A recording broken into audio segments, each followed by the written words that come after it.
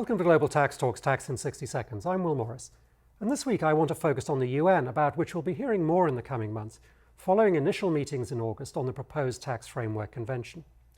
You may ask, however, why is this important when any outcome is at least 2 years away, and that's before governments can even get to ratifying and implementing it? Well, here's why. Because it represents the participation of a significant number of countries, and also a sea change in the way international tax is being thought about. There is a very long way to go here, and global consensus may be elusive, but there is also a sense that we are moving into a post-OECD-dominated era, and while, in the now oft-quoted words of Antonio Gramsci, the old world is dying and the new world struggles to be born, elements of the possible shape of that new world can be clearly seen in the UN discussions. So, during their August sessions, the UN group reached a broad consensus to create high-level commitments in the convention, but left operational and technical details to later protocols. There was strong support for simple, clear dispute resolution procedures. However, and no particular surprise, sharp divides emerged between developed and developing countries regarding the convention's direction.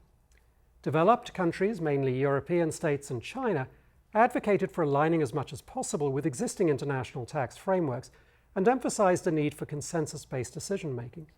In contrast, developing countries, including the African group, Brazil, and Colombia, saw the convention as a vehicle to address what they view as the shortcomings of the current international tax norms.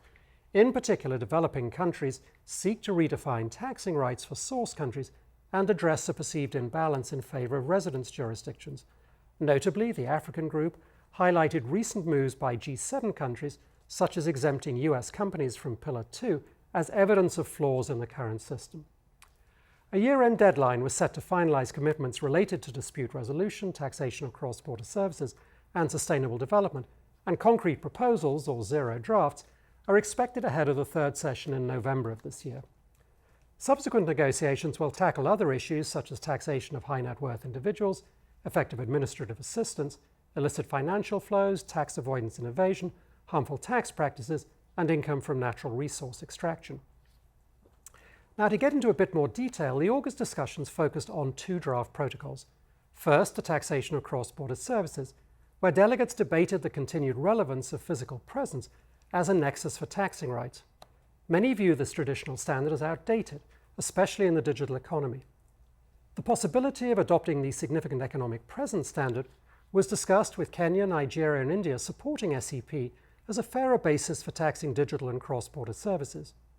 Many developing countries favored gross basis withholding taxes for their administrative simplicity, while developed countries like Norway, Sweden, and the UAE warned that such methods could distort markets and are less fair to low-margin businesses.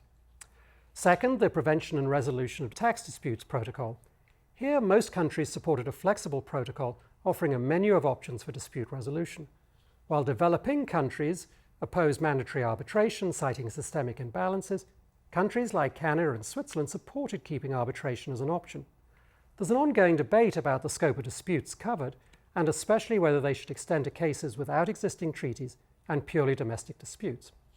So, as has been apparent from the beginning, the negotiations revealed a gap between developed and developing country perspectives, a dynamic unlikely to change soon, and the US is absent, having left the process in January, promising to, in quotes, reject the outcomes of this framework convention process and oppose them.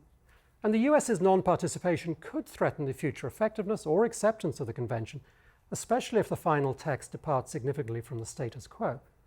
But, despite the extended timeline and uncertainty around which countries might eventually adopt this, there is likely a window on the future and truly merits your close attention. Anyway, thanks for joining, and come back next week so that you stay global tax ready.